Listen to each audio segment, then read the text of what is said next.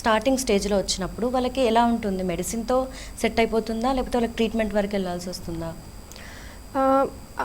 కీళ్ళవాతం మీకు డయాగ్నోజ్ అయ్యింది, పర్టిక్యులర్ జబ్బులాగా నిర్ధారించబడింది. ఫర్ ఎగ్జాంపుల్ రుమటాయిడ్ ఆర్థరైటిస్ అనుకోండి. మీ నొప్పుల తీవ్రత బట్టి, మీ మార్కర్స్, ఇన్ఫ్లమేటరీ మార్కర్స్ బట్టి యూజువల్గా ఫస్ట్ ఓరల్ టాబ్లెట్స్ ఇవ్వడం జరుగుతుంది. ఓకే. సో వీటితో మీ రెస్పాన్స్ ఎలా ఉంది అన్నది 3 మంత్స్కి ఒకసారి, 6 మంత్స్కి ఒకసారి చూస్తాం. డిసీజ్ బాగా కంట్రోల్లోకి వచ్చింది, ఇన్ఫ్లమేటరీ మార్కర్స్ తగ్గినాయి, నొప్పులు వాపులు తగ్గినాయి అంటే ఆ ట్రీట్మెంట్ అట్లా కంటిన్యూ చేయడం జరుగుతుంది. బట్ ఒకవేళ వీటికి రెస్పాండ్ అవ్వకపోతే అప్పుడు ఇంజెక్టబుల్ ఫార్మ్స్ కూడా ఉంటాయి, వాటికి మార్చాల్సిన అవసరం రావచ్చు.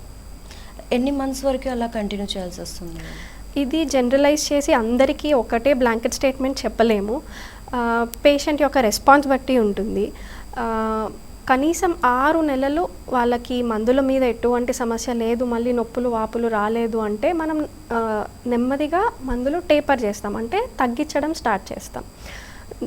నంబర్ ఆఫ్ మెడికేషన్ కానీ, డోస్ ఆఫ్ మెడికేషన్ కానీ నెమ్మదిగా తగ్గిస్తాం.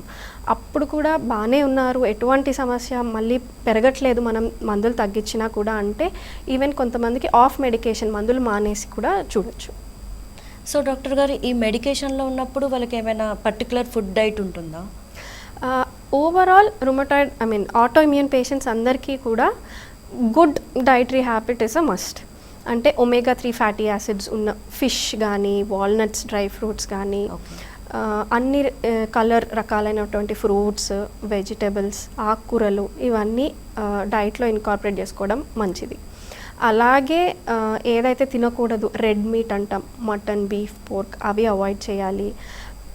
మైదా, packaged foods, deep fried foods, high sugary foods ఇవి కూడా అవాయిడ్ చేయాలి.